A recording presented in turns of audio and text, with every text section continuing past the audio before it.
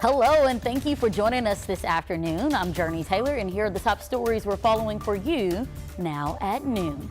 President Biden says taxpayers won't have to foot the bill to save two recently failed banks. What steps finance officials are taking to ensure those affected get their money. Plus, more big bills up for debate and votes at the state capitol this week. A closer look at three high-profile bills we're watching this week. And Hollywood takes a trip through the multiverse. Later, the big winners at the 95th Academy Awards. But first, meteorologist Nathan Scott joins us. It looks so beautiful out there, but Nathan, is still a little chilly. It's a little deceiving. Good afternoon, Jurnee. Yeah, we got lots of sunshine out there, but it is cool for this time of year. The numbers definitely reflect that. It's 45 in Fort Smith, 44 in Stuttgart, 49 here in the capital city, 52 in Camden. Some high clouds are trying to make their way in here from the west, but we'll hang on to plenty of sun throughout most of the day. Also, it's on the brisk side because we've got those winds kicking in from the northwest about 10 to 15 miles per hour. So I've had to pull out the feels like temperature map once again because it only feels like 28 right now in Harrison. It feels like 43 in Russellville. It's certainly jacket weather is in full effect. Highs today, low to mid 50s, but tonight, with mostly clear to partly cloudy skies, we've got a freeze warning in effect for a large part of central Arkansas, and that's because the temperatures will plunge down into the 20s, primarily for north central Arkansas and north Arkansas. But if you're under that freeze warning, you got to make sure that any warm plants that are sensitive to the cold are brought in or protected in some way. This is not the only chance of a freeze out there this week. I'll have more on that forecast coming up. Thank you, Nathan. Well, the sudden collapse of two banks is sending shock waves across the financial community. Silicon Valley Bank, which finances many tech companies, went down on Friday, and on Sunday, Signature Bank in New York followed. Skylar Henry has more on what the Biden administration is doing about it. Customers lined up early this morning outside a Silicon Valley Bank branch in Santa Clara, California, as the Biden administration took steps to make sure individuals and businesses with deposits in SVB and Signature Bank in New York will have access to their money.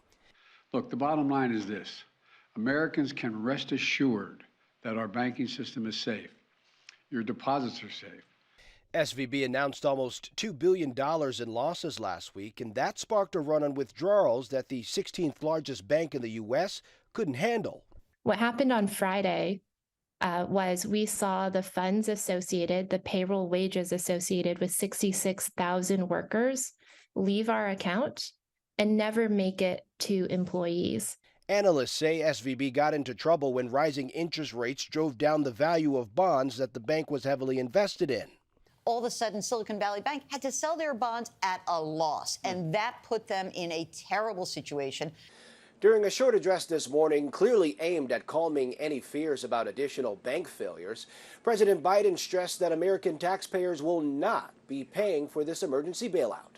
The money will come from the fees that banks pay into the Deposit Insurance Fund. On Wall Street today, a number of bank stocks opened sharply lower, including regional bank First Republic, with trading halted for some banks because of the instability.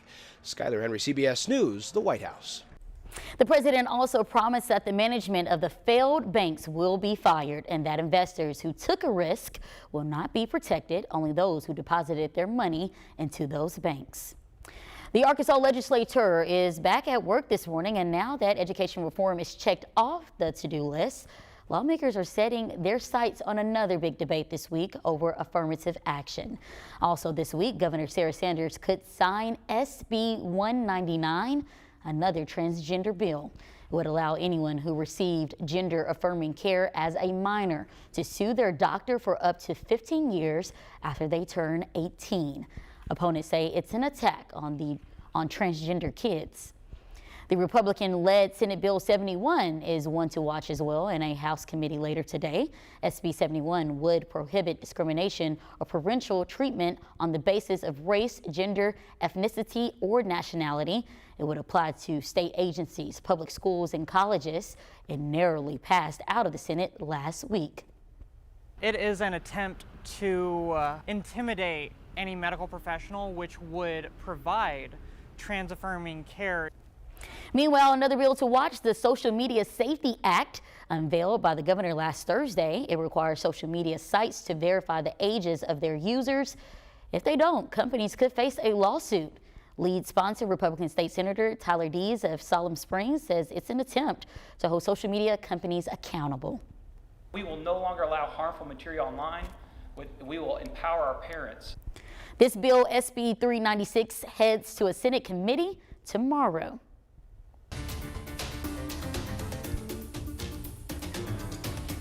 Today, people in Garland County have a chance to take care of outstanding warrants without being arrested. The Garland County District Court begins a month-long amnesty period today. Anyone with an act of failure to appear or failure to pay warrant can go to court clerk's office next to the courthouse. You can pay off the balance and schedule a new court date with no risk of arrest or having to pay a bond. And the lawyer of Mauricio Torres is now filing an appeal of his murder conviction. He was convicted in Benton County Court last month for the rape and murder of his 6-year-old son. The newly filed court documents are asking the state Supreme Court to take up the case. Last month was the third time that jurors have convicted Torres of murdering his son, Isaiah, back in 2015.